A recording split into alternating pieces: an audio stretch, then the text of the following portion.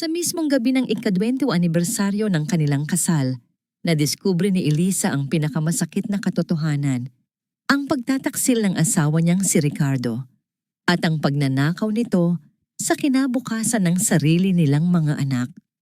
Sa halip na gumuho, tahimik siyang bumangon at ginamit ang talino upang simulan ng isang maingat at mapanuring paghihiganti. Ngunit paano kung ang kabit ay hindi lang pala kalaguyo, kundi bahagi rin ng isang mas malalim at mas mapanganib na plano?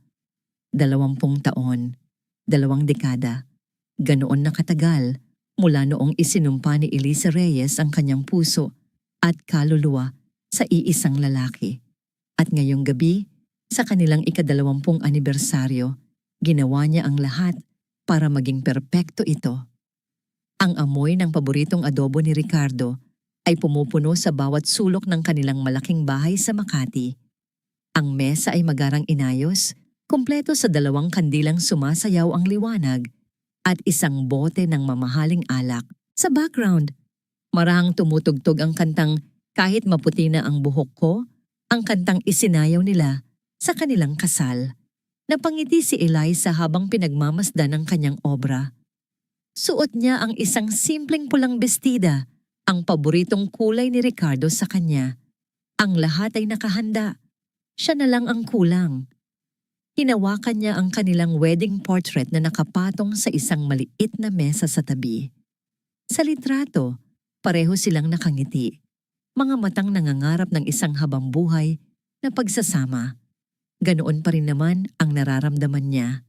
Sa kabila ng panlalamig ng kanilang pagsasama, sa mga nakalipas na taon, umaasa pa rin siyang maibabalik ang dati. Umaasa siyang ang gabing ito ang magiging simula. Sakto, narinig niya ang tunog ng sasakyan ni Ricardo sa garahe. Bumilis ang tibok ng kanyang puso. Isang ngiti ang sumilay sa kanyang mga labi habang nagmamadali siyang salubungin ito sa pinto. Pero ang nangiting iyon ay unti-unting naglaho nang bumukas ang pinto. Si Ricardo de Leon ay pumasok, hindi na isang binatang nangangarap, kundi isang makapangyarihang CEO. Ang kanyang tindig ay matikas, ang kanyang suot na suit ay mamahalin, ngunit ang kanyang mga mata, malamig, walang kislap.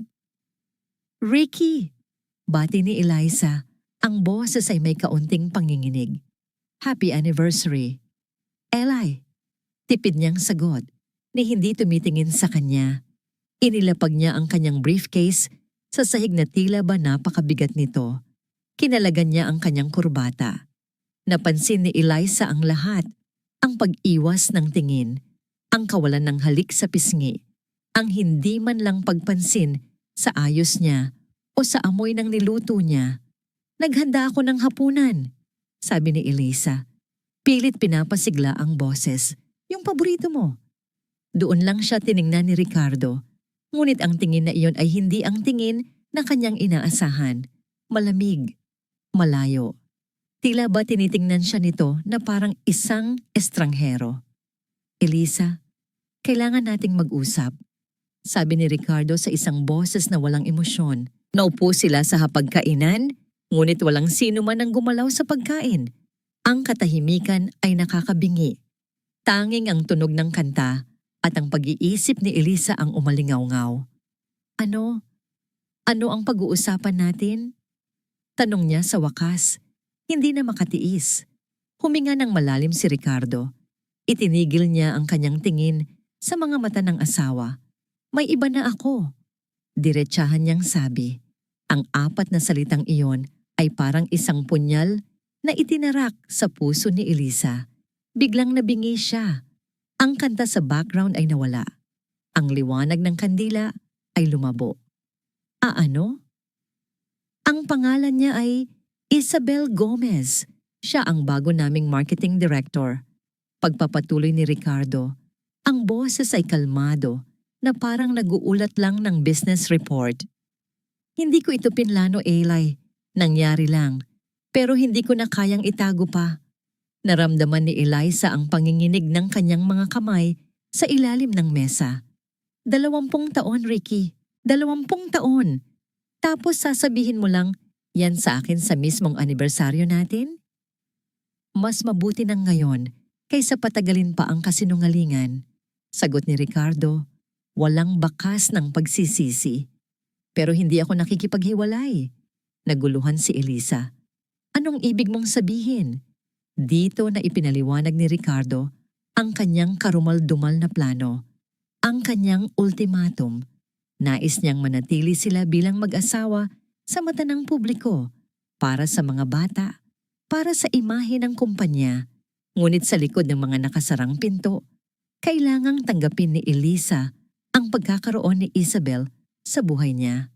Si Isabel, naiintindihan niya ang mundo ko, ang ambisyon ko. Isa siyang karagdagan sa buhay ko, Ili. Hindi pamalit sa'yo.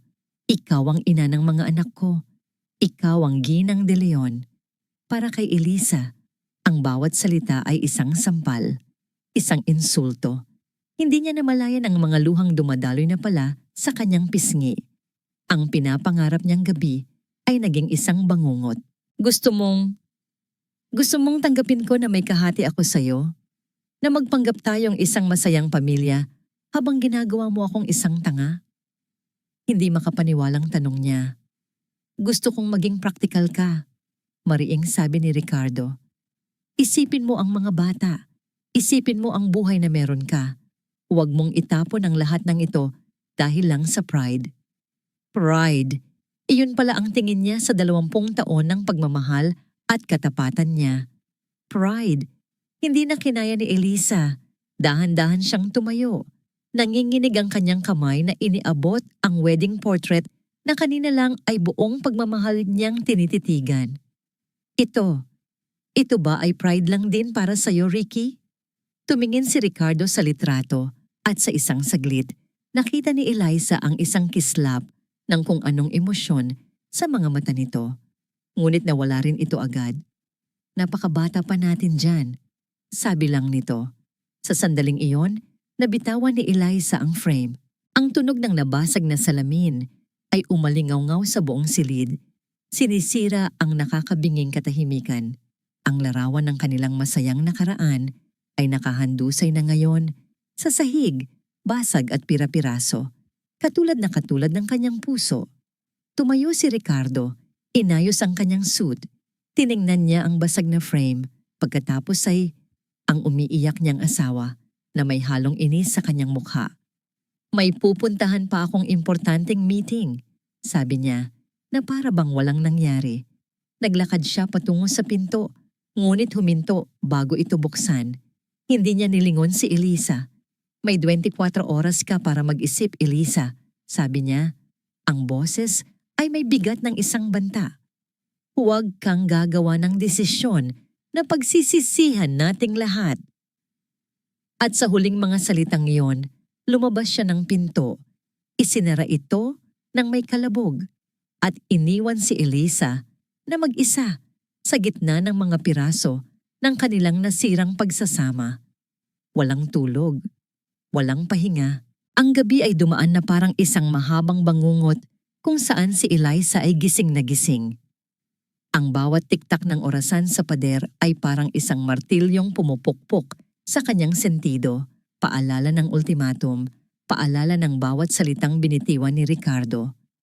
Nang ang unang sinag ng araw ay tumagos sa mamahaling kurtina ng kanilang silid, doon palang gumalaw si Elisa mula sa pagkakaupo sa gilid ng kama. Hindi siya umiyak buong gabi. Ang mga luha ay natuyo na. Ang natira ay isang malamig at mabigat na pakiramdam sa kanyang dibdib. Dahan-dahan siyang naglakad palabas ng kwarto. Sa sahig ng kanilang sala, naroon pa rin ang mga bubog ng kanilang nasirang wedding portrait, kumikinang sa liwanag ng umaga. Isang perpektong imahe ng kanyang buhay ngayon. Durog. Nilagpasan niya ito at dumiretso sa banyo. Huminto siya sa harap ng malaking salamin at tiningnan ang sarili. Ang babaeng nakatingin pabalik ay hindi niya kilala. Maputla ang mga labi, malalim ang mga mata na walang emosyon at may mga guhit ng pagod na hindi kayang itago ng anumang pampaganda. Sino siya? Siya si Elisa Reyes, dating isa sa pinakamagagaling na auditor sa kanyang kumpanya. Matalas ang isip, mabusisi sa detalye, at hindi natatakot sa kahit anong numero. Pero ang babae sa salamin, siya si Ginang De Leon. Isang asawa, isang ina, isang palamuti sa braso ng isang makapangyarihang lalaki, isang babaeng isinuko ang lahat, ang kanyang karera, ang kanyang mga pangarap. Para sa isang pamilyang ngayon ay isa na lang palang malaking kasinungalingan. Isang bagay ang pumitik sa loob niya. Hindi awa sa sarili, hindi kalungkutan. Galit, isang malamig, tahimik, at nakakalkulang galit. Ang galit na iyon ang gumising sa natutulog na auditor sa kanyang pagkatao. Kung ang pagsasama nila ay isang malaking transaksyon, panahon na para i-audit ito. Narinig niya ang pagsara ng pinto sa ibaba. Alam niyang umalis na si Ricardo para sa kanyang maagang jogging. Ito na ang kanyang pagkakataon. Ang bawat hakbang niya patungo sa home office ni Ricardo ay may bigat at determinasyon. Ang silid na yon ay teritoryo ng kanyang asawa. Bawal galawin, bawal pakialaman, laging nakasara. Ngayon, binuksan niya ito nang walang pag-aalinlangan. Amoy katad at mamahaling pabango ang sumalubong sa kanya. Ang lahat ay nasa perpektong ayos. Ang mga libro sa estante, ang mga papel sa ibabaw ng mesa. Isang testamento sa pagiging kontrolado ni Ricardo sa lahat ng bagay. Naupo si Elisa sa silyang katad ni Ricardo. Ang silyang ito na dati ay simbolo ng kapangyarihan ng lalaki. Ngayon ay parang isang trono kung saan sisimulan niya ang kanyang sariling investigasyon. Saan siya magsisimula? Pera. Ang pera ang laging nagiiwan ng bakas. Binuksan niya ang laptop ni Ricardo. Alam niya ang password, ang kaarawan ng kanilang panganay na si Sofia. Isang mapait na ngiti ang sumilay sa kanyang labi. Kahit sa mga password, ginagamit pa rin nito ang pamilya para sa kanyang imahe. Isa-isa niyang binuksan ang mga folder. Company reports, investment portfolio, household expenses. Sa huli, natagpuan niya ang isang folder na may pangalang Family Trust.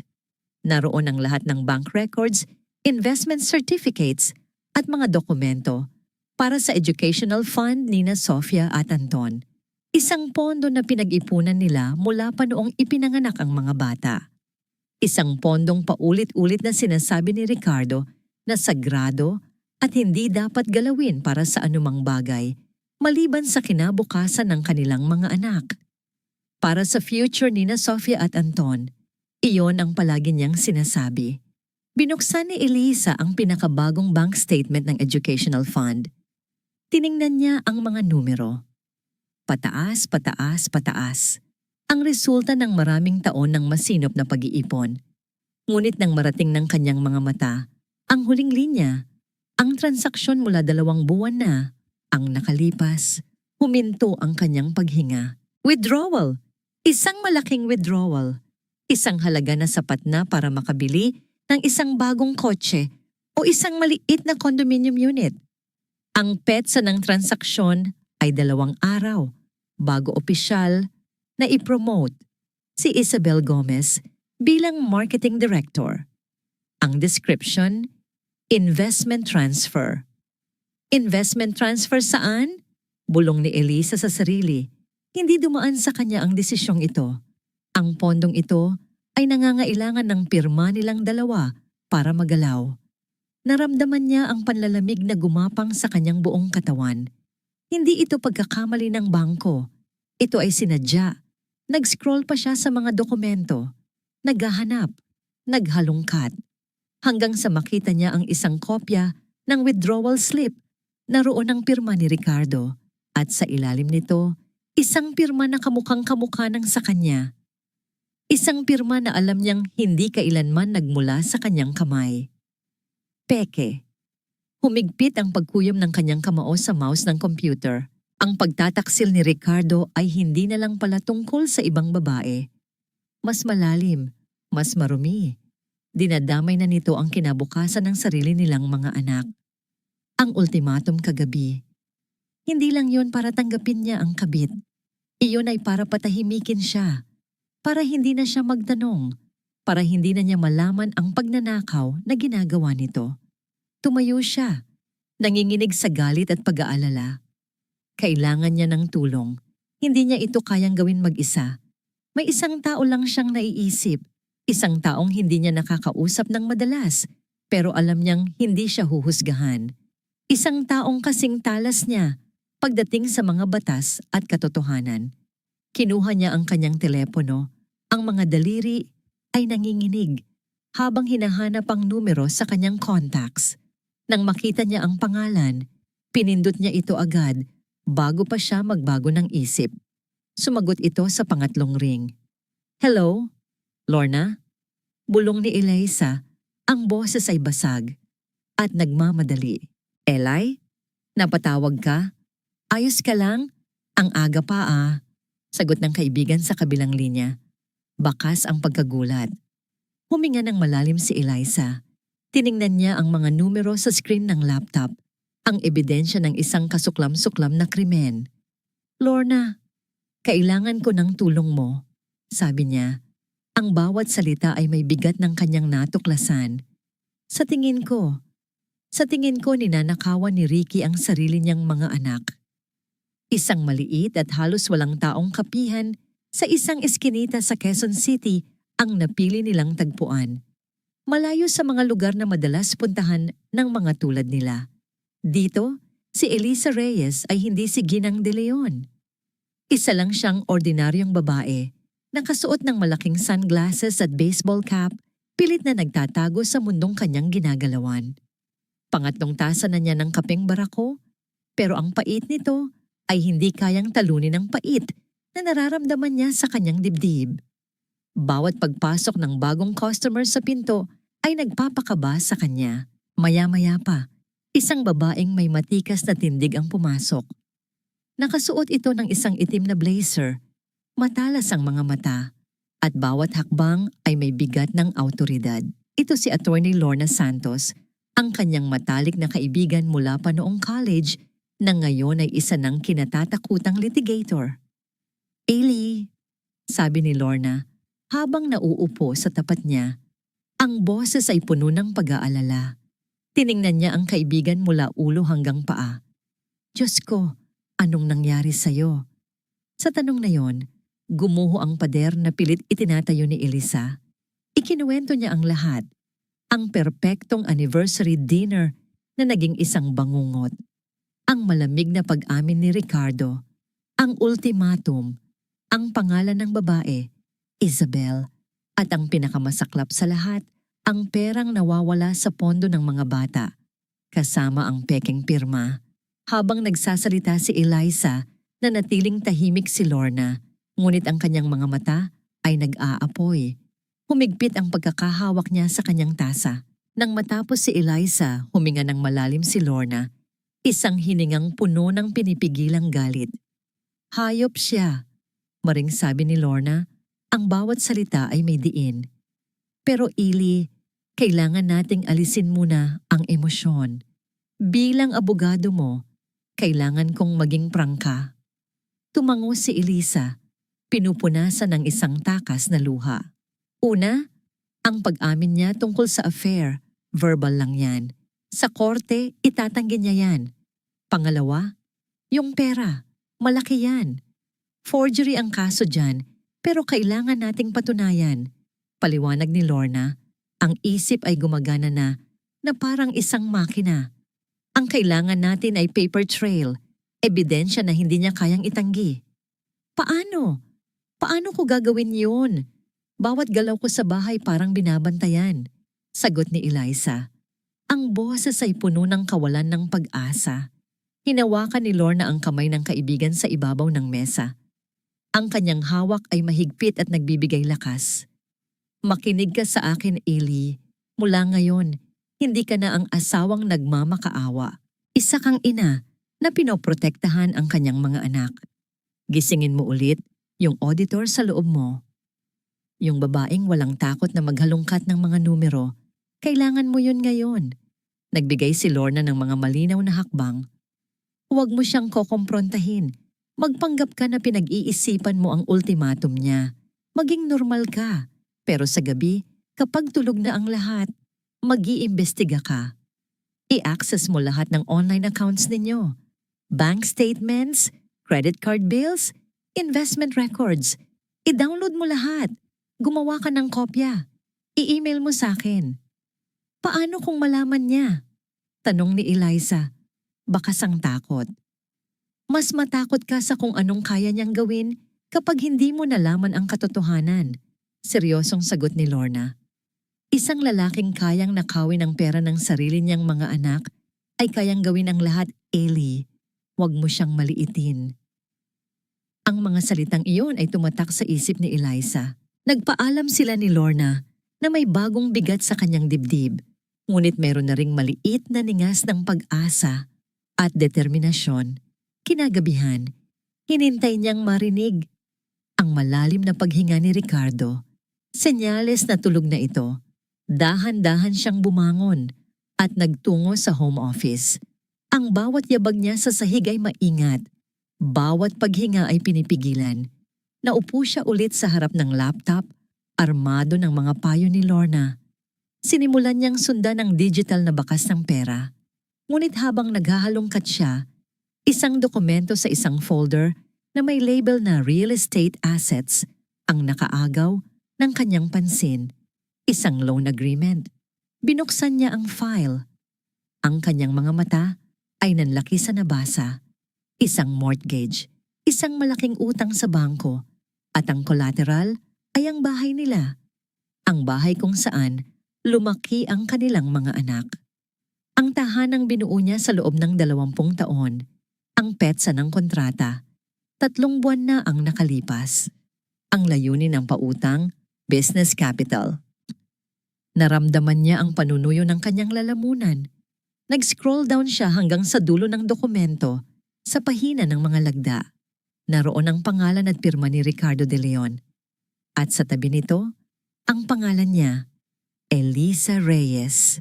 Naroon na naman ang pekeng pirma. Mas malinis, mas perpekto na ngayon.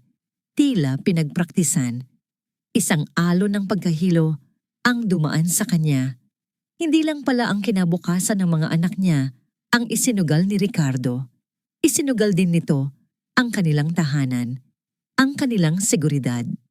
Anumang oras, kung hindi makapagbayad si Ricardo, maaari silang mapalaya sa sarili nilang pamamahay. Paano niya nagawa ito? Saan napunta ang pera? Napahawak siya sa kanyang dibdib, hirap huminga. Ang pagtataksil ay mas malalim pa pala kaysa sa inaakala niya. Para siyang nalulunod sa isang karagatan ng kasinungalingan. Sa gitna ng kanyang paghihinagpis, isang tunog ang pumunit sa katahimikan. Isang email notification ang lumitaw sa screen. Galing ito sa accounting department ng eskwelahan ni Sofia. Ang subject, urgent, overdue tuition fee for Sofia de Leon. Nanginginig niyang binuksan ang email. Isang formal na paalala na ang matrikula para sa darating na semestre ay hindi pa nababayaran at malapit na ang deadline. Nag-flashback sa isip niya ang pag-uusap nila ni Ricardo, 2 linggo na ang nakalipas. Ako na ang bahala sa tuition ni Sofia, sabi nito. Nabayaran ko na online. Isa na namang kasinungalingan. Ngunit ito ay iba. Hindi ito tungkol sa pera lang. Hindi ito tungkol sa isang bahay. Ito ay tungkol sa kanyang anak. Ang epekto ng mga kasalanan ni Ricardo ay hindi na isang malayong banta. Nandito na. Kumatok na sa kanilang pinto. At ang kanyang anak na babae, Zoe, ang unang maaapektuhan. Napatitig si Eliza sa screen. Ang mga salita ng email ay paulit-ulit na umiikot sa kanyang isipan. Ang lamig na kanyang naramdaman kanina ay napalitan ng isang nagbabagang apoy. Tapos na ang pagiging biktima. Kinabukasan, isang bagong Eliza ang humarap sa almusal. Kung mayroon mang bakas ng galit o puyat sa kanyang mukha, tinakpan niya ito ng isang manipis na layer ng foundation at isang ngiting pilit na inihulma sa kanyang mga labi. Nagsimula na ang kanyang dobleng laro. Good morning, Mama. Bati ni Anton, ang bunso, habang humahalik sa kanyang pisngi.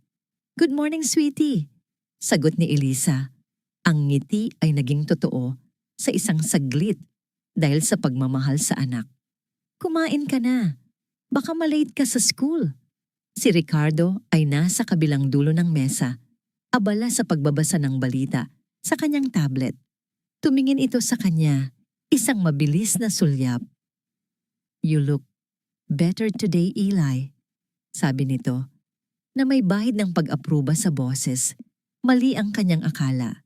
Hindi siya better, mas mapanganib lang siya. "Nakapag-isip-isip lang," mahinahon niyang sagot habang nagsasali ng kape sa tasa nito.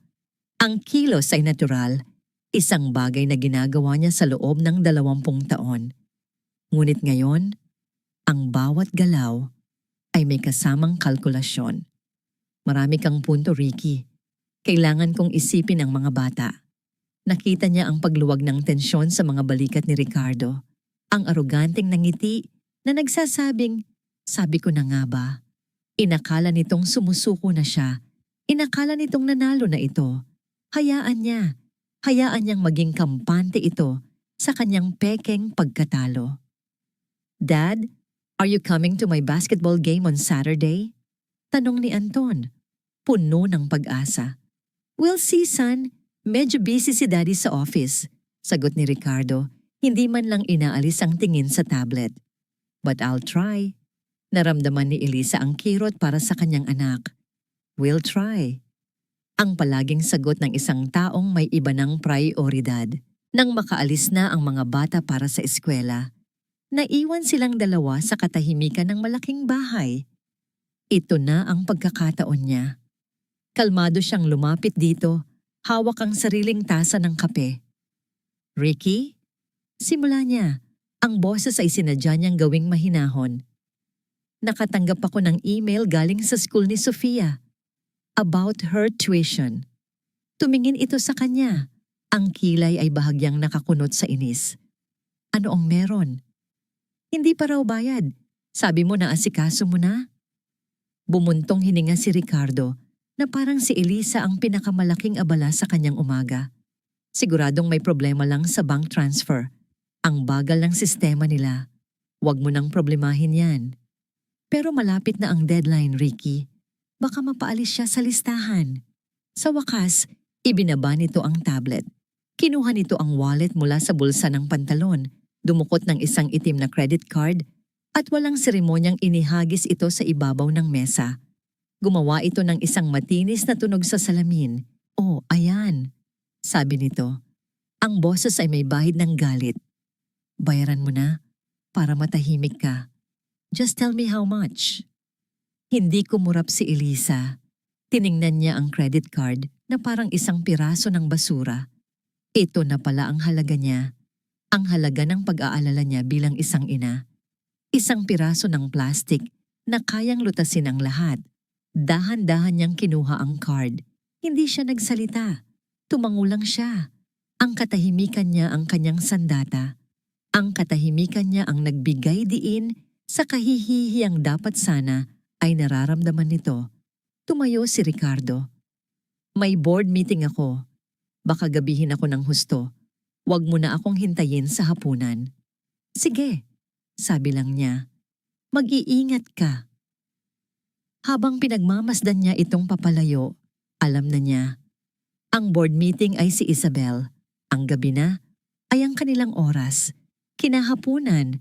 Habang tinutulungan niya si Anton sa homework nito, nag-vibrate ang kanyang telepono. Isang mensahe mula sa isang luma niyang kaibigan sa kolehiyo. "OMG, Eli, nakita ko si Ricky sa bagong restaurant sa BGC. So handsome pa rin. Kasama niya yung bagong marketing director yata nila. Bagay sila. Work dinner?" Kasama ng mensahe ay isang litrato. Nakatag ang pangalan ni Ricardo de Leon at Isabel Gomez. Kuha ito mula sa malayo. Pero malinaw. Si Ricardo ay nakangiti. Nakasandal palapit kay Isabel. May ibinubulong. Si Isabel naman ay nakatingala sa kanya. Ang mga matay nagniningning sa paghanga. Ang tawa ay tila musika. Isang larawan ng 2 taong masaya. Isang larawan ng pagtataksil na isinasampal sa mukha niya sa pamamagitan ng social media. Naramdaman niya ang paghigpit ng kanyang dibdib. Isang bagay ang malaman mo ito. Ibang bagay ang makita mo ito. Ang kahihiyan. Ang sakit. Are you okay? Tanong ni Anton. Oo, anak. Mabilis niyang sagot. Pinatay ang screen ng telepono. May naalala lang si Mama. Nang gabing iyon, tinawagan niya si Ricardo. Ricky? Yung yaya ni Anton? Biglang nilagnat. Kailangan kong dalhin sa klinik. Pwede bang umuwi ka muna para may magbantay kay Anton? Isang perpektong palusot. What? Can't it wait? Nasa gitna ako ng isang mahalagang dinner meeting, Eli. Hindi. Mataas ang lagnat niya. Sige na, Ricky. Please. Narinig niya ang pagbuntong hininga nito sa kabilang linya. Fine. I'll be there in an hour. This is very inconvenient. Isang oras. Sapat na. Nang makasiguro siyang nakaalis na siya ng bahay, dali-dali siyang pumasok sa home office ni Ricardo. Sa kanyang kamay, isang maliit na USB drive na ibinigay ni Lorna. Nakapaloob dito ang isang high-end tracking software. Nanginginig ang kanyang mga kamay habang isinasaksak ang USB sa laptop. Bawat segundo ay parang isang oras. Ang bawat tunog mula sa labas ay nagpapatindig ng kanyang balahibo. Paano kung bumalik ito agad? Install. Click. Ang progress bar ay dahan-dahang gumapang sa screen. 10%, 40%, 70%. Tila huminto ang pag-ikot ng mundo. 99%. Installation complete. Mabilis niyang tinanggal ang USB, itinago sa kanyang bulsa, at inayos ang lahat na parang walang nangyari. Eksakto. Nang narinig niya ang ugong ng sasakyan ni Ricardo sa garahe. Kinagabihan, habang nakahiga siya sa kama at nagkukunwaring tulog, nag-vibrate ang kanyang telepono. Isang notification mula sa software na kanyang ininstall. May bago itong file na na-record. Isinaksak niya ang kanyang earphones. Puso niya'y kumakabog ng husto. Pinindot niya ang play. Una, narinig niya ang isang malambing na tawa. Tawa ni Isabel. Sumunod ang boses ni Ricardo, masaya at malaya. Everything is falling into place, Belle. Exactly as we planned. I told you it would, sagot ni Isabel. Ang boses ay parang pulot. Konting tiis na lang. Project New Dawn is going to be our masterpiece. Natigilan si Elisa. Ang mga salita ay umalingaw-ngaw sa kanyang isipan, paulit-ulit. Malamig, mabigat, puno ng kahulugan na hindi niya pa naiintindihan. Project New Dawn. Hindi lang ito isang simpleng relasyon, isa itong plano, isang proyekto. At sa kauna-unahang pagkakataon, naramdaman ni Eliza na ang butas na kanyang hinuhukay ay mas malalim at mas madilim pa kaysa sa kanyang inaakala. Project New Dawn. Ang mga salitang iyon ay umaling-aungaw sa isipan ni Eliza buong magdamag. Hindi na siya nakatulog. Ang bawat paghilik ni Ricardo sa kanyang tabi ay parang isang insulto. Nakahiga siya doon, hindi gumagalaw. Ngunit ang kanyang isipan ay tumatakbo ng mas mabilis kaysa dati. Isang proyekto, isang plano, hindi isang aksidente o isang simpleng pagkakamali. Kinabukasan, hinintay niyang makaalis ang lahat. Ang mga bata ay pumasok na sa eskwela. Si Ricardo ay umalis para sa kanyang mahalagang araw sa opisina.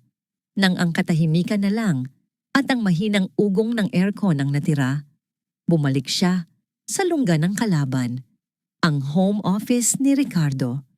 Naupo siya sa harap ng laptop, hindi na bilang isang asawang nasasaktan, kundi bilang isang auditor na may misyon.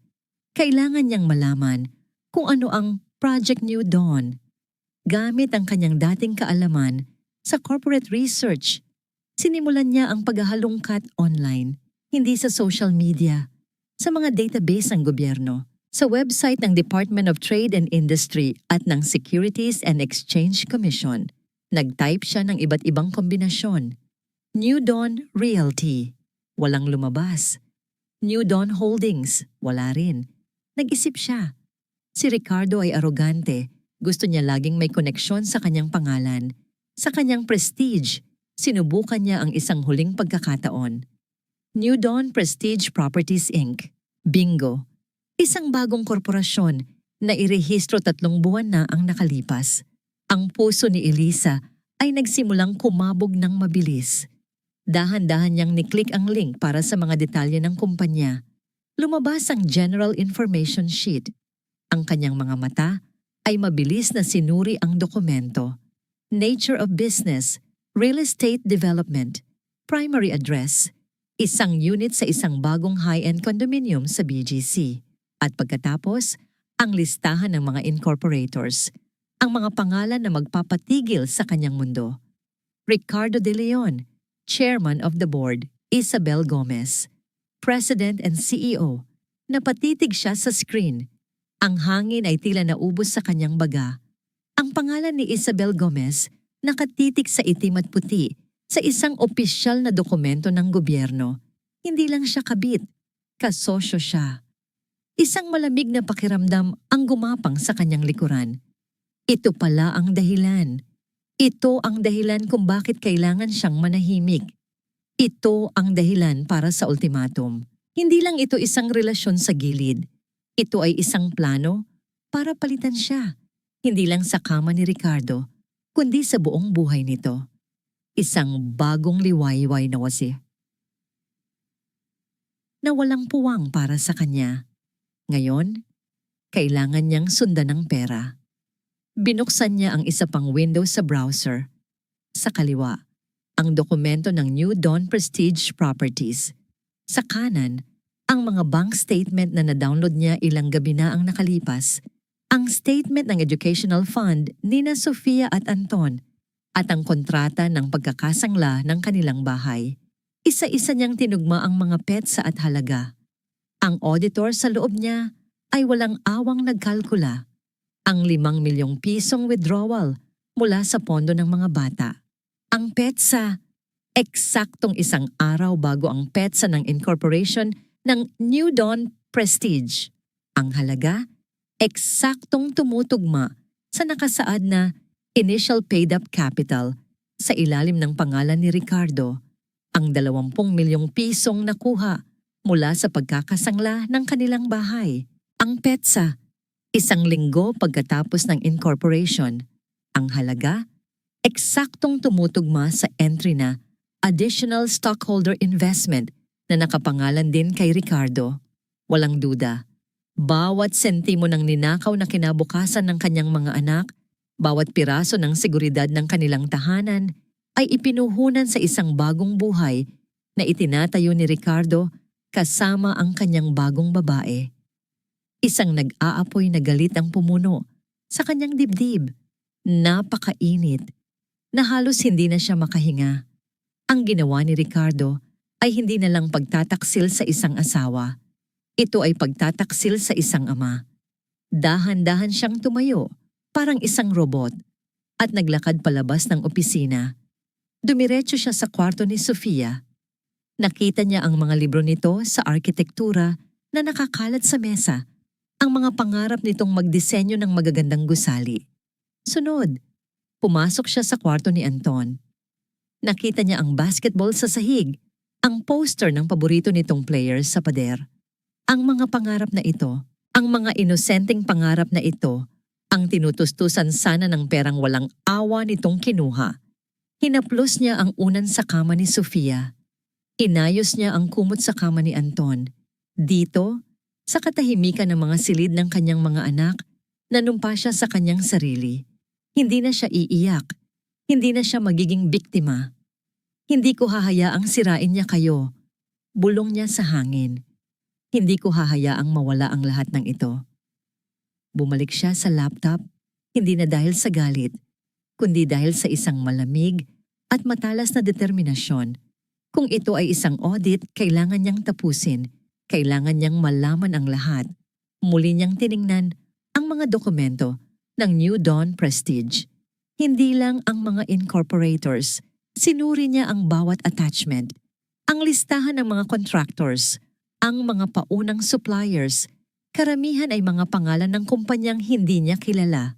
Ngunit sa pinakahuling pahina, sa isang listahan ng mga provisional consultants, isang pangalan ang nakaagaw ng kanyang pansin. Gomez and Associates, Architectural Consultation. Kumunot ang kanyang noo. Gomez. Bakit pamilyar ang pangalan ng kumpanyang iyon? Sinubukan niyang alalahanin. Saan niya ito narinig? At pagkatapos, naalala niya. Maraming taon na ang nakalipas. Isang gabi, umuwi si Ricardo. Masaya at medyo lasing.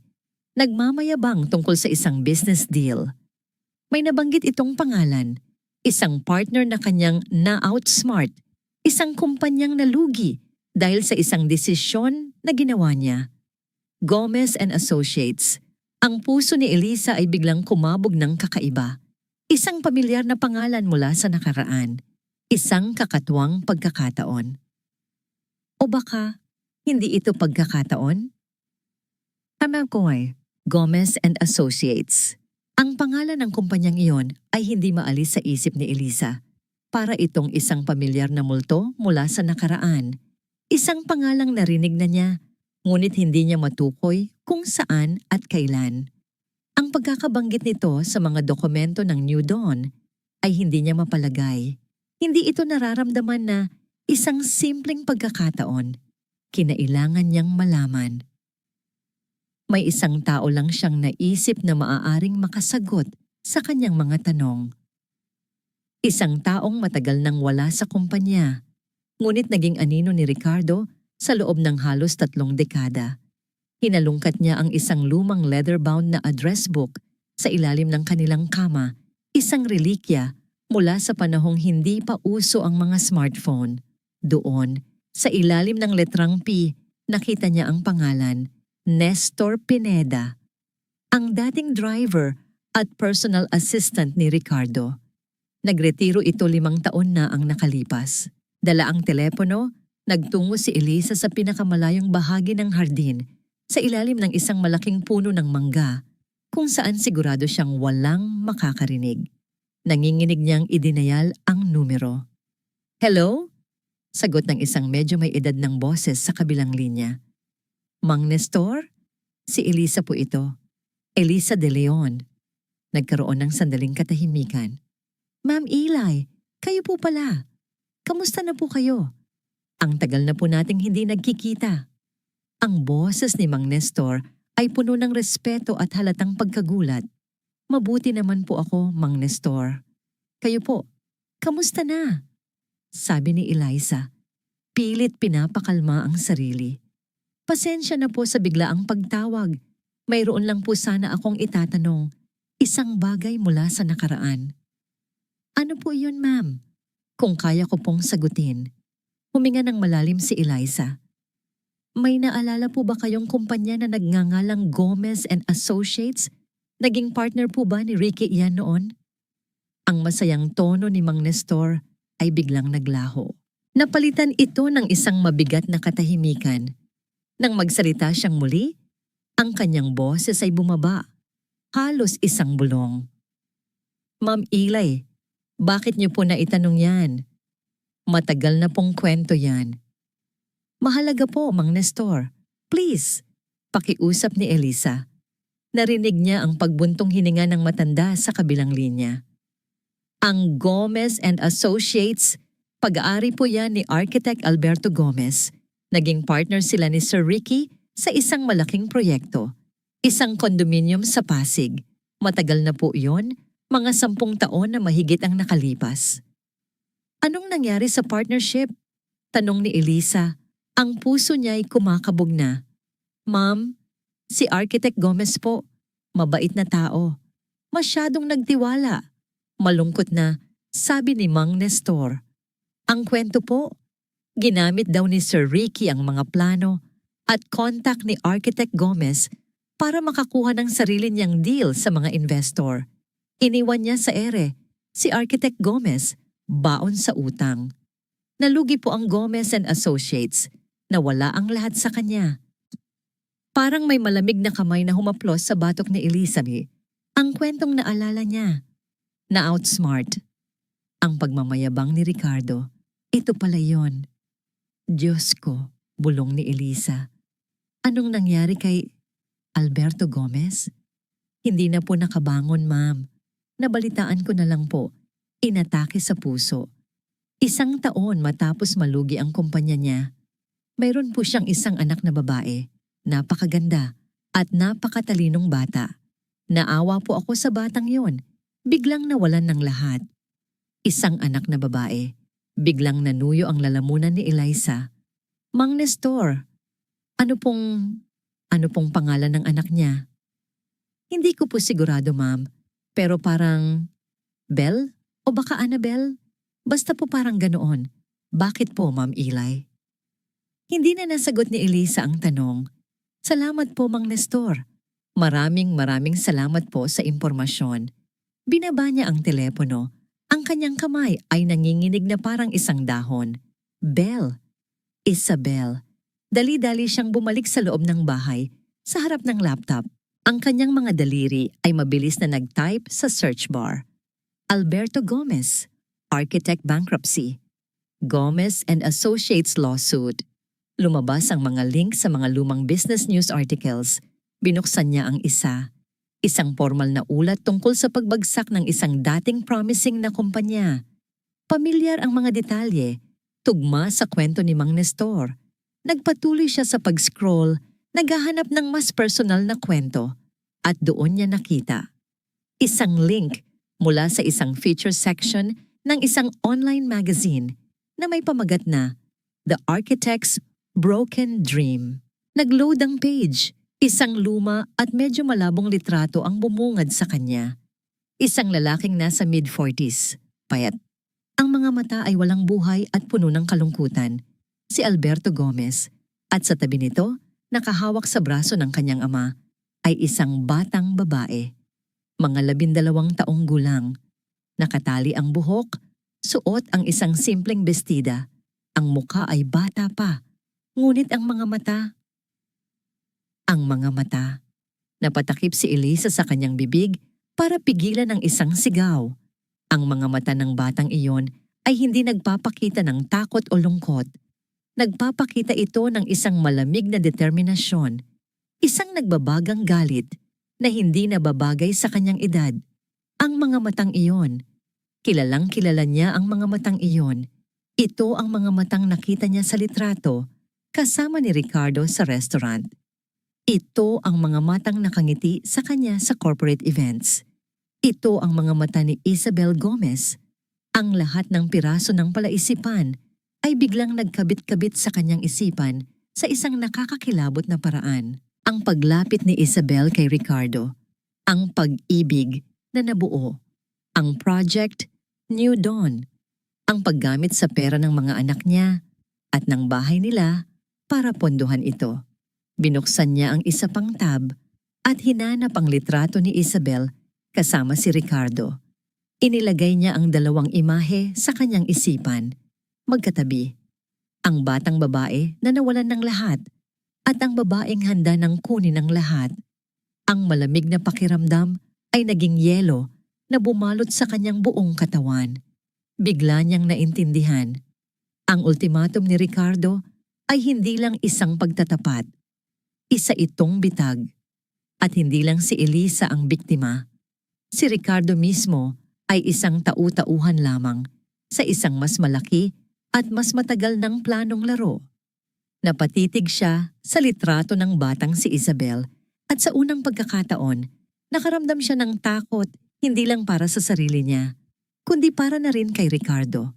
Ang lalaking sumira sa kanya ay nasa kamay ng isang babaeng sinira niya noon. Napailing si Elisa, isang nanginginig na bulong ang lumabas sa kanyang mga labi habang pinagmamasdan ang larawan ng kanyang asawa at ng kerida nito. Hindi ito pag-ibig. Ito ay paghihiganti. Ang conference room sa law office ni Lorna Santos ay nasa 30th floor ng isang gusali sa BGC. Mula sa salaming bintana, tanaw ang buong syudad, isang konkretong gubat kung saan ang malalakas ay nilalamon ang mahihina. Dati, para kay Eliza, isa lang itong magandang tanawin. Ngayon, para na itong isang malaking chessboard. Sa ibabaw ng malaking mahogany table, nakalatag ang lahat ng ebidensya na nakuha ni Eliza.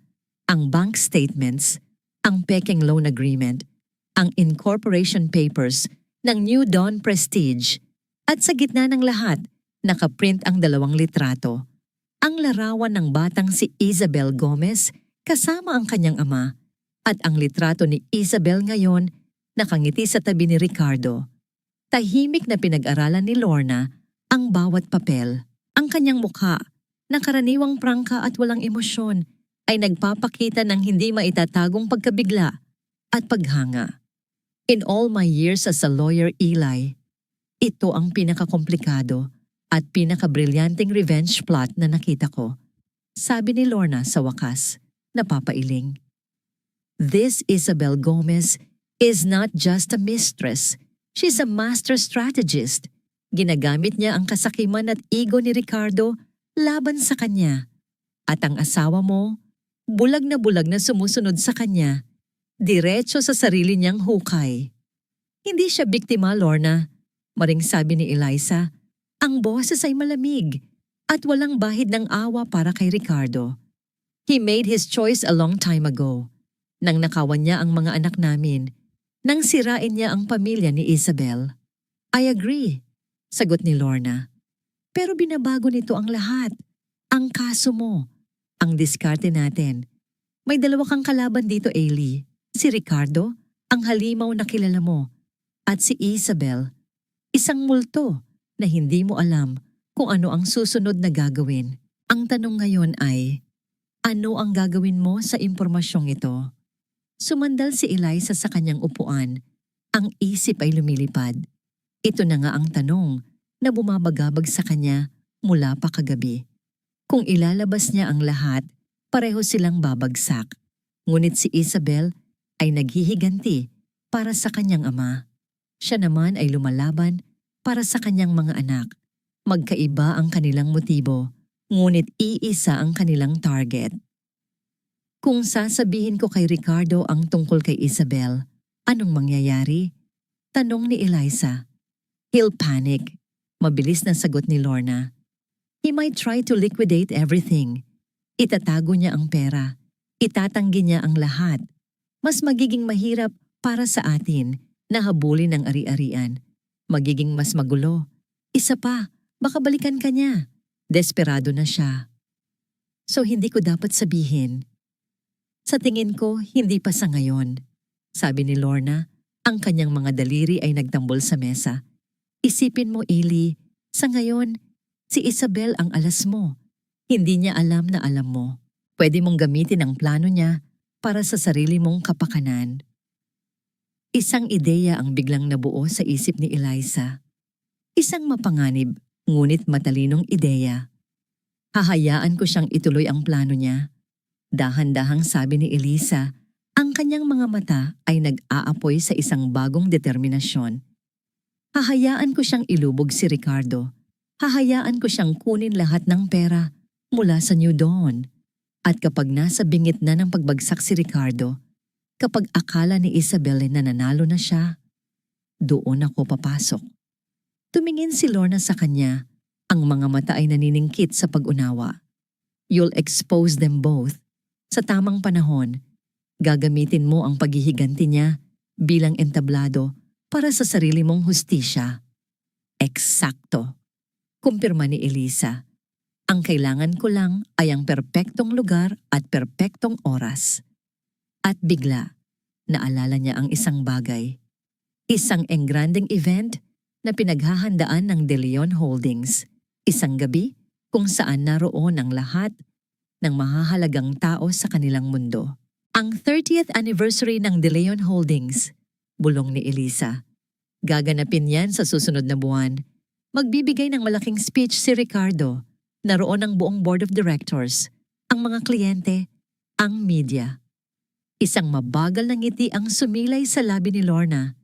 Isang entablado, sa harap ng lahat. Isang perpektong execution. Pero para magawa yon, Kailangan kong magpanggap, sabi ni Elisa. Kailangan kong ipaalam kay Ricardo na pumapayag na ako sa ultimatum niya. Ang bigat ng desisyong yon ay dumagan sa kanya. Ang ibig sabihin din nito ay kailangan niyang tiisin ang presensya ni Ricardo. Kailangan niyang ngumiti habang dinudurog ang kanyang puso. Kailangan niyang maging ang pinakamagaling na aktres sa sarili niyang buhay. Kaya mo ba? Seryosong tanong ni Lorna. Tumingin si Eliza sa labas ng bintana sa mga nagtataasang gusali. Tumingin siya sa litrato ng kanyang mga anak na nasa wallet niya. Para sa kanila, matatag niyang sagot, kaya kong gawin ang lahat. Nang gabing iyon, umuwi si Elisa na may bagong plano. Nagluto siya ng paboritong pagkain ni Ricardo. Sinalubong niya ito ng isang nangiting hindi umabot sa kanyang mga mata. Ricky, nakapag-isip na ako, sabi niya habang naghahapunan sila. Ang kanyang boses ay kalmado. Napahinto si Ricardo sa pagkain, ang kanyang tingin ay puno ng pag-aabang. Tama ka, pagpapatuloy ni Elisa. Hindi ko kayang itapon ang 20 taon. Hindi ko kayang sirain ang pamilyang ito para sa mga bata. Tatanggapin ko. Ang ginhawa sa mukha ni Ricardo ay halos nakakatawa. Para siyang isang batang nanalo sa isang laro. Ngumiti ito, isang nangiting puno ng pagmamayabang. I knew you'd see it my way, Eli. I knew you were a practical woman, sabi nito. Iniabot ang kamay para hawakan ang sa kanya. Hindi umurong si Elisa. Hinayaan niyang hawakan nito ang kanyang kamay, kahit na ang pakiramdam ay parang hinahawakan siya ng isang ahas. Tiningnan niya ito sa mata. Pinanatili ang kanyang pekeng ngiti. Samantala, sa kanyang laptop sa itaas, isang email ang nakahanda ng ipadala. Ang tatanggap, isang kilalang investigative journalist na kilala sa pagbubunyag ng corporate scandals. Ang subject, Anonymous Tip, The Truth Behind the Leon Holdings. Ang katawan ng email ay blanko pa. Hihintayin niya ang tamang panahon. Pero ang draft ay naroon na, isang digital na bomba na naghihintay lang sa kanyang senyas. Basta Ricky, sabi niya, ang boses ay malambing ngunit may nakatagong lamig. May isang kondisyon ako. Gusto kong manatiling pribado ang lahat ng ito. Walang iskandalo. Walang kahihiyan. Of course, Eli. Of course. Mabilis na sagot ni Ricardo. Kampante na nakuha na niya ang lahat ng gusto niya. Our secret. Oo, bulong ni Elisa habang nangumingiti. Ang ating sikreto. At sa kanyang isipan, idinugtong niya. Hanggang sa araw na ibubunyag ko ang lahat ng ito sa buong mundo. Isang linggo na lang bago ang granding selebrasyon ng ika-30 anibersaryo ng De Leon Holdings. Ang bawat araw na lumilipas ay parang isang mabagal na pagtorture para kay Elisa. Ang kanyang buhay ay naging isang entablado at siya ang bida sa isang trahedyang isinulat ng kanyang asawa. Bawat umaga, ngingiti siya. Bawat gabi, hihintayin niya si Ricardo na umuwi kung umuuwi man ito na may pekeng pag-aalala. Naging isa siyang perpektong asawa sa mata ng lahat. Isang ginang De Leon na walang kamalay-malay. Ngunit sa loob-loob niya, ang bawat ngiti ay isang pira-pirasong nababawas sa kanyang kaluluwa. Isang gabi, umuwi si Ricardo na may dalang isang malaking, eleganteng kahon. Iniabot niya ito kay Elisa. Para sa party, sabi niya, na para bang isa itong regalo ng kapayapaan. Binuksan ito ni Elisa. Sa loob, nakalatag ang isang mamahaling evening gown. Kulay champagne, kumikinang sa ilaw. Maganda, mamahalin, at walang buhay, parang siya. Salamat, sabi niya. Isang salitang walang kabuhay-buhay. Gusto kong maging pinakamaganda ka sa gabing yon, Eli, sabi ni Ricardo. At sa isang saglit, sinubukan itong maging ang dating Ricky na minahal niya. Hinawakan nito ang kanyang balikat.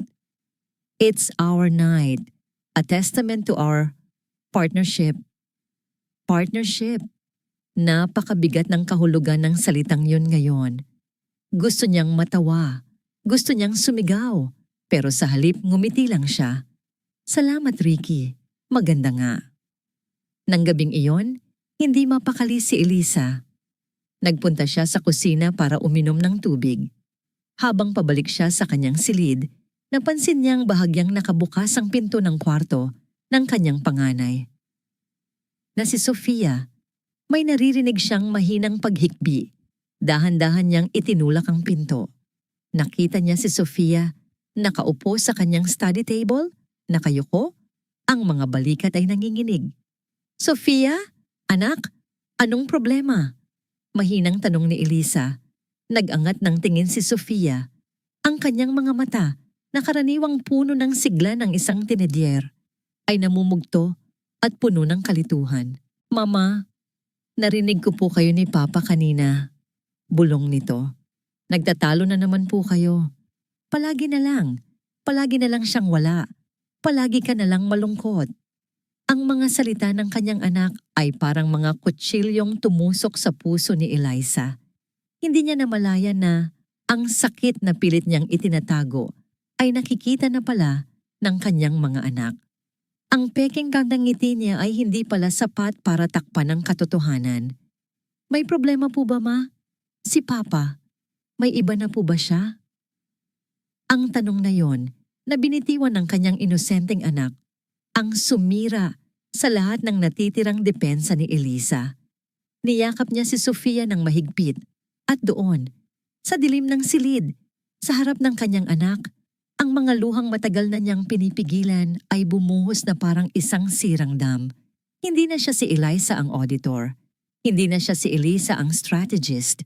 Siya si Elisa, isang ina na nasasaksihan ang sakit ng kanyang anak dahil sa kasalanan ng kanyang ama. Shh!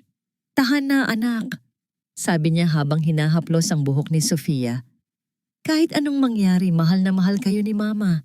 Hindi ko kayo pababayaan. Pero si Papa? Huminga ng malalim si Elisa. Kailangan niyang maging matatag para sa kanya. May mga problema lang ang mga matatanda na kailangan naming ayusin, anak. Pero pangako ko sa'yo, sabi niya, hinawakan ang mukha ni Sofia at pinunasan ang mga luha nito. Magiging maayos din ang lahat. Pangako yan ni Mama. Nang makatulog na si Sofia, bumalik si Elisa sa kanyang kwarto na may bagong bigat sa kanyang dibdib. Ang gabing ito ay ang pinakamadilim sa lahat. Ito ang kanyang all is lost moment.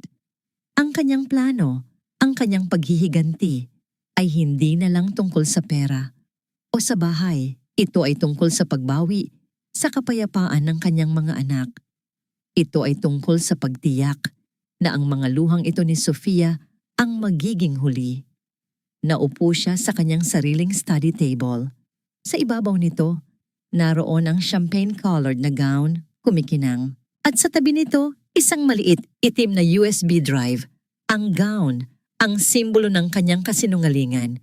Ang USB, ang sisidlan ng katotohanan.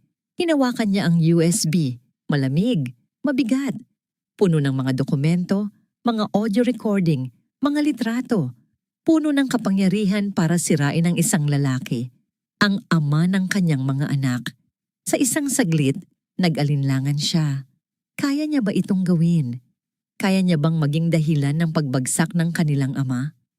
Ngunit muling pumasok sa kanyang isipan ang namumugtong mga mata ni Sofia. Ang nawawalang pag-asa sa boses ni Anton, ang ninakaw na pondo, ang isinanglang tahanan, ang pag-aalinlangan ay napalitan ng isang bakal na determinasyon. Tapos na ang pagdadalawang isip. Sa kabilang silid, narinig niya ang pag-vibrate ng telepono ni Ricardo. Sinilip niya ito mula sa bahagyang nakabukas na pinto. Nakita niya itong nakangiti habang nagtatype. Mula sa kanyang kinatatayuan, hindi niya mabasa ang mensahe. Ngunit alam niya kung kanino ito galing. Ang nakita niya sa screen ng telepono ni Ricardo ay ang huling kumpirmasyon na kailangan niya. Isang text message mula kay Isabel. Everything is ready for tomorrow. My part and yours. Ngumiti si Ricardo sa kanyang telepono.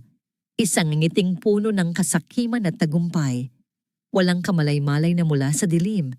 Pinagmamasdan siya ng kanyang asawa. Pinagmamasdan siya ng babaeng hahatol sa kanya. Bumalik si Eliza sa kanyang kwarto. Hinawakan niya ang USB ng mahigpit. Ito na ang kanyang huling gabi bilang si Ginang De Leon.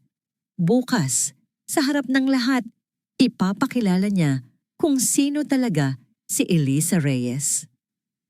Ang grand ballroom ng isang 5-star hotel sa Makati ay napuno ng mga pinakamayayaman at pinakamakapangyarihang tao sa mundo ng negosyo. Nagniningning ang mga chandelier.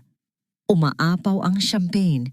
Ang bawat sulok ay puno ng peking ngiti at mga bulungan ng kapangyarihan. Ito ang ika-30 anibersaryo ng De Leon Prestige Holdings. Ito ang kaharian ni Ricardo De Leon. At ngayong gabi, papasok ang reyna para bawiin ang kanyang trono. Nang bumukas ang malalaking pinto ng ballroom at pumasok si Eliza sa braso ni Ricardo, lahat ng mata ay napunta sa kanila. Natahimik ang bulungan. Si Eliza, na karaniwang nasa anino lang ng kanyang asawa, ay nagniningning ngayong gabi. Suot niya ang champagne-colored na gown na ibinigay ni Ricardo. Ngunit hindi ito ang nagbigay sa kanya ng liwanag. Ito ay ang kanyang aura. Ang kanyang tindig ay matikas. Ang kanyang paglakad ay may bigat. Ang kanyang ngiti ay kalmado. Isang mapanganib na katahimikan bago ang isang bagyo. "You look stunning, Eli," bulong ni Ricardo. Ang boses ay puno ng pagmamalaki. Para sa kanya, ang ganda ni Eliza ay isa lamang extension ng kanyang sariling tagumpay. "Salamat," simpleng sagot ni Eliza. Ang mga mata ay abala sa pag-scan sa paligid. Nakita niya ang lahat. Ang mga board members na nag-aalok ng pekeng papuri. Ang mga business partners na nag-uusap tungkol sa pera. At sa isang sulok, malapit sa entablado, nakita niya si Isabel Gomez. Si Isabel ay nakasuot ng isang kulay dugong bestida. Maganda, mapang-akit. Ang kanyang mga mata ay nakatuon kay Ricardo. Puno ng isang kakaibang halo ng paghanga at tagumpay. Nagtama ang kanilang mga mata sa gitna ng karamihan ng tao. Isang kislap ng pagkilala, isang digmaan ng mga titig na segundo lang ang itinagal, ngunit 1,000 salita ang sinabi. Ngumiti si Isabel kay Eliza, isang nangiting mapanghamak. Ngumiti pabalik si Eliza, isang nangiting puno ng lihim. Lumapit si Ricardo sa isang grupo ng mga investor. Ipinagmamalaki ang tapat niyang asawa. Sa pagkakataong yon, dahan-dahang humiwalay si Eliza. "Excuse me," sabi niya. "I just need to go to the powder room." Ngunit hindi siya sa powder room nagpunta. Naglakad siya sa isang hallway na hindi gaanong dinadaanan, patungo sa likod ng entablado, sa technical booth. Doon, sa ilalim ng mga kumukutitap na ilaw ng mga monitor, naghihintay si Lorna Santos, nakasuot ng uniforme ng isa sa mga event staff. "Lorna," bati ni Eliza. Ang boses ay kalmado. "Ellie, handa ka na ba?" tanong ni Lorna. Ang kanyang muka ay seryoso. "Ngayon pa ba ako aatras?" sagot ni Eliza. Inabot niya ang maliit at itim na USB drive, ang sandata niya. "Ito na." Kinuha ni Lorna ang USB. "Ang technician ay nasa panig natin. Binayaran natin siya ng sapat. Sa oras na mag-signal si Ricardo para sa presentation niya, ito ang isasalpak niya." "Ang media?" tanong ni Eliza. "Nasa labas na ang team ni Mr. David Cruz, ang journalist. Naghihintay lang ng text mo," sagot ni Lorna. "At may 2 pulis na naka-plainclothes sa lobby, kunwari mga security. Ipinaalam ko na sa kanila ang posibleng corporate fraud na ibubunyag ngayong gabi." Inayos ni Lorna ang earpiece na suot ni Eliza. "Keep this on. Ako ang magiging mata at tenga mo. Just focus on your part. At tandaan mo, Eli, hindi ka nag-iisa." Tumango si Eliza. Isang huling paghinga ng malalim. Bumalik siya sa ballroom na parang walang nangyari. Nakita niyang papalapit si Ricardo sa kanya. "Saan ka galing?" Tanong nito. Nag-retouch lang, sabi niya. Ngumiti. Malapit na ba ang speech mo? Oo, malapit na. I want you in the front row. Gusto kong makita mo ito. Sabi ni Ricardo, ang boses ay puno ng ego. Hindi ako mawawala. Sagot ni Elisa, hindi talaga. Habang naglalakad sila patungo sa kanilang mesa sa harap, narinig ni Elisa ang boses ni Lorna sa kanyang earpiece. Okay, Eli. The USB is in. We are a go. Nasa iyo na ang bola. Naupo si Eliza sa tabi ng mga asawa ng ibang board members. Lahat sila ay nakangiti sa kanya. Mga ngiting hindi niya alam kung totoo o peke. Pinanood niya si Ricardo na umakyat sa entablado sa gitna ng masigabong palakpakan. Sa entablado, si Ricardo de Leon ay nasa kanyang elemento. Siya ang hari ng kanyang kastilyo. Ang liwanag ay nasa kanya. Ang atensyon ng lahat ay nasa kanya. Huminga siya ng malalim sa mikropono. Ang kanyang boses ay umalingaw-ngaw sa buong ballroom, malakas at puno ng kumpiyansa. Magandang gabi sa inyong lahat, panimula niya. 30 years ago, my father founded De Leon Holdings with a simple vision, to build a legacy based on integrity, loyalty, and trust. Naramdaman ni Elisa ang pait sa kanyang dila. Integrity, loyalty, trust, mga salitang wala ng kahulugan. Pinulot niya ang kanyang telepono sa ilalim ng mesa. Binuksan niya ang isang nakahandang text message para kay David Cruz. Ang mensahe ay simple, 5 minutes. Pero hindi pa niya ito sinend. Nagpatuloy si Ricardo sa kanyang talumpati. Pinupuri ang kanyang mga empleyado. Pinasasalamatan ng kanyang mga kliyente. At pagkatapos, tumingin ito sa kanya. Diresto sa kanyang mga mata. At syempre, hindi mabubuo ang lahat ng ito kung wala ang aking pinakamamahal na asawa. Ang aking bato, ang aking inspirasyon, si Elisa. Pumalakpak ang mga tao. Ngumiti si Elisa. Isang humangiting perpektong inensayo. Sa ilalim ng mesa, ang kanyang daliri ay nakapatong na sa send button. At para ipakita sa inyo ang kinabukasan ng De Leon Prestige Holdings, pagtatapos ni Ricardo, ang kanyang boses ay umabot sa sukdulan ng kasabikan. Inihanda namin ang isang maikling video presentation. Lights, please! Dumilim ang ballroom. Ang lahat ng atensyon ay napunta sa malaking puting screen sa likod ni Ricardo. Itinaas niya ang kanyang kamay, isang senya sa technician sa likod. Roll the video! Utos niya. Ito na. Pinindot ni Elisa ang send button. Sa kanyang earpiece, narinig niya ang isang salita mula kay Lorna. Showtime. Nagkatinginan sila ni Ricardo mula sa magkabilang dulo ng dilim. Ngumiti ito sa kanya. Isang ngiting puno ng tagumpay. Ngumiti siya pabalik. Isang nangiti ng isang reyna sa isang executioner. Ang hari ay malapit nang bumagsak. Ang katahimikan sa loob ng ballroom ay mabigat at puno ng pag-aabang. Ang lahat ng mga mata ay nakatutok sa malaking screen.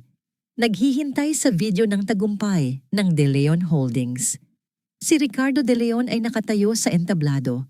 Ang kanyang mukha ay naliligo sa liwanag mula sa projector. Isang ngiti ng pagmamalaki ang nakapaskil sa kanyang mga labi.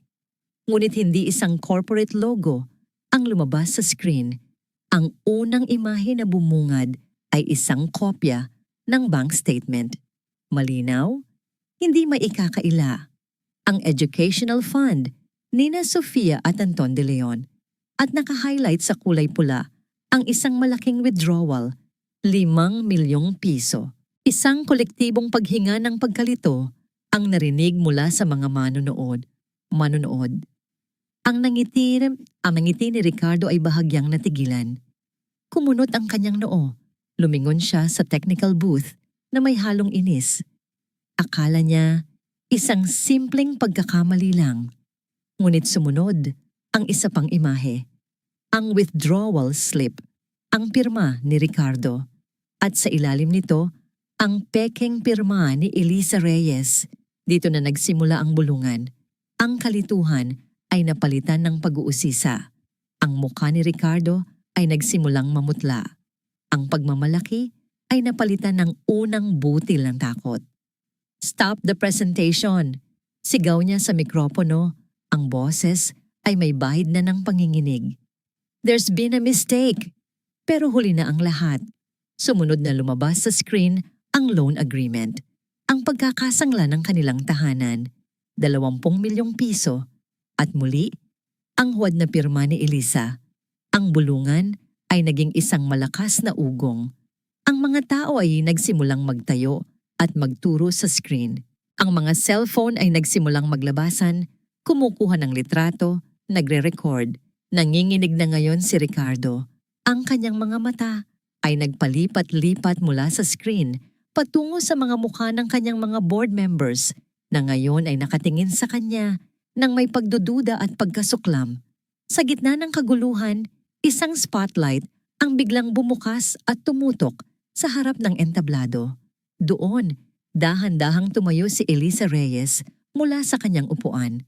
Ang kanyang mukha ay kalmado. Ang kanyang mga mata ay nakatutok sa iisang tao lamang, ang kanyang asawa. May isang event staff na nag-abot sa kanya ng isang mikropono. "Hindi iyan pagkakamali," sabi ni Elisa.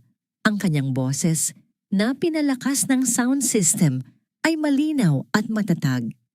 Puno ito ng isang kapangyarihan na hindi pa naririnig ng sinuman mula sa kanya. Iyan ang totoong legacy na itinatayo ni Ricardo de Leon. Isang legacy na itinayo sa pagnanakaw mula sa kinabukasan ng kanyang sariling mga anak. Natigilan ng lahat, maging ang ugong ng mga tao ay humina. Nakatingin sila ngayon sa pagitan ng mag-asawa. Ang asawang nagbubunyag at ang asawang napako sa entablado ng kahihiyan. "Ricky," pagpapatuloy ni Elisa, ang bawat salita ay parang isang sampal. "Akala mo ba mananahimik na lang ako?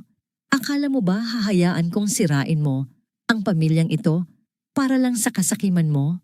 Nanginig ang mga labi ni Ricardo. "Elisa, anong ginagawa mo?" Ngunit bago pa man makasagot si Elisa, isa pang boses ang pumunit sa tensyonadong katahimikan. Hindi lang kasakiman, Ginang De Leon, paghihiganti. Ang pangalawang spotlight ay bumukas at ito'y tumutok kay Isabel Gomez na ngayon ay nakatayo na rin. Hawak ang isa pang mikropono. Ang kanyang mukha ay hindi na nagpapakita ng paghanga, kundi isang malamig at nakakalkulang galit.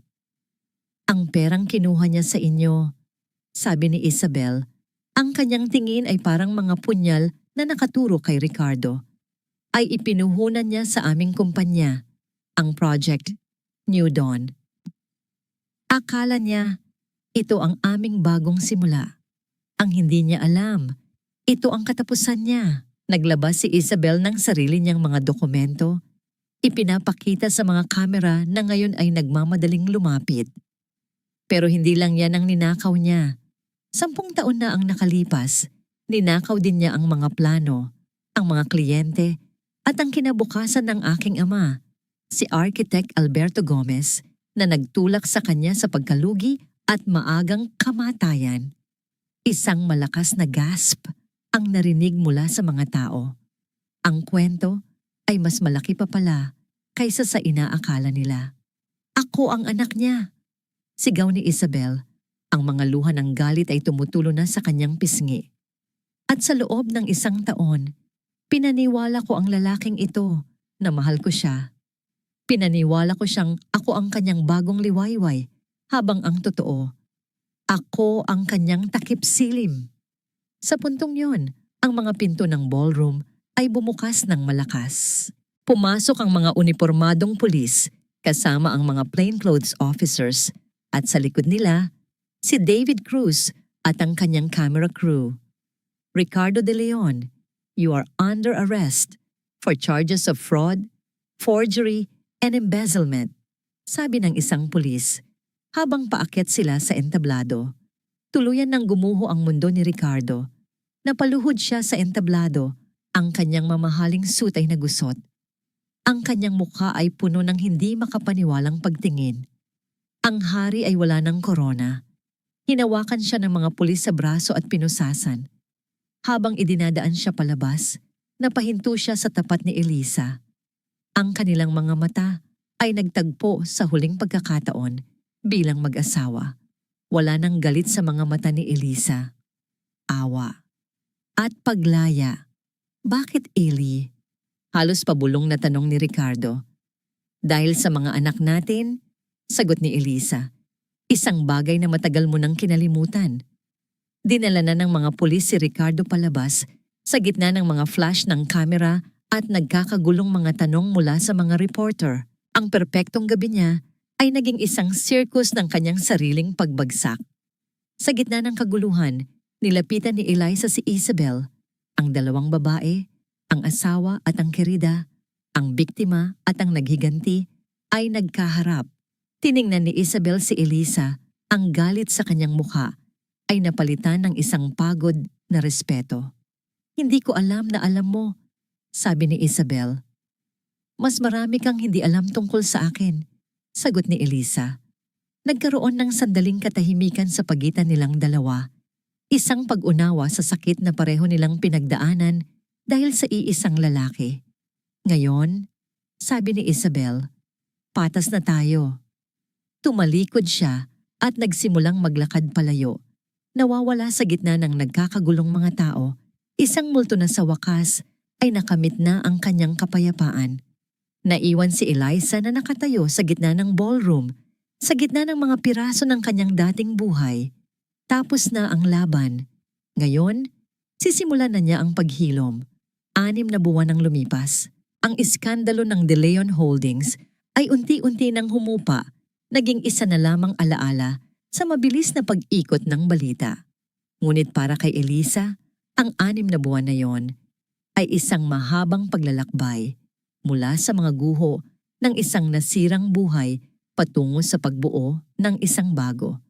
Ang malaking mansyon sa Makati ay naibenta na para bayaran ang mga utang at obligasyon ni Ricardo. Ang pangalang De Leon ay nabahiran na ng kahihiyan, ngunit sa isang maliit, maliwanag at masayang tahanan sa isang tahimik na subdivision sa Quezon City, isang bagong buhay ang nagsisimula para sa pamilya Reyes.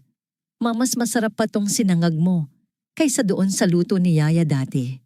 Masayang sabi ni Anton habang puno ang bibig. Hoy, dahan-dahan lang sa pagkain. Baka mabilaukan ka. Saway naman ni Sofia, pero may ngiti sa kanyang mga labi. Napangiti si Eliza habang pinagmamasdan ang kanyang 2 anak.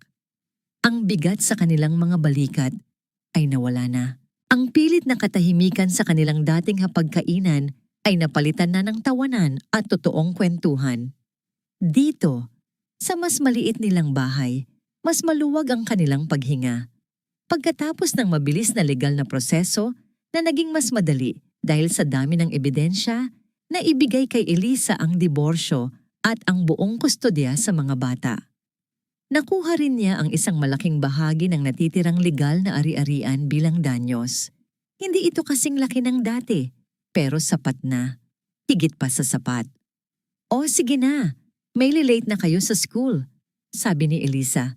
Habang inaabutan sila ng kanilang mga baon, isa-isa silang humalik sa kanyang pisngi bago umalis. Isang ritual na mas naging makahulugan ngayon. Nang maiwan siyang mag-isa sa bahay, tinimpla niya ang kanyang sarili ng isang tasa ng kape at naupo sa maliit na veranda na tanaw ang kanilang hardin. Simple lang, payapa. Tumunog ang kanyang telepono. Isang pamilyar na boses ang sumagot mula sa kabilang linya. Attorney Santos, biro ni Elisa. Elisa Reyes, financial consultant. Sagot pabalik ni Lorna, may halong pagmamalaki sa boses. Kamusta ang unang linggo ng Reyes Financial Solutions? Napatingin si Elisa sa isang maliit na mesa sa isang sulok ng kanilang sala. Naging pansamantala niya itong opisina. Nakapatong doon ang kanyang bagong laptop at isang maliit na sign na may nakasulat na pangalan ng kanyang bagong kumpanya. Isang one-woman consultancy firm na ang layunin ay tulungan ang mga babaeng nasa mahirap na sitwasyon na ayusin ang kanilang pinansyal na buhay. Mabuti naman, sagot ni Elisa. May tumawag kanina, isang single mother na gustong mag-umpisa ng maliit na negosyo. Bukas kami magkikita. That's my girl, sabi ni Lorna. Unti-unti lang, Eli. You're not just rebuilding your life, you're helping others rebuild theirs. I'm so proud of you.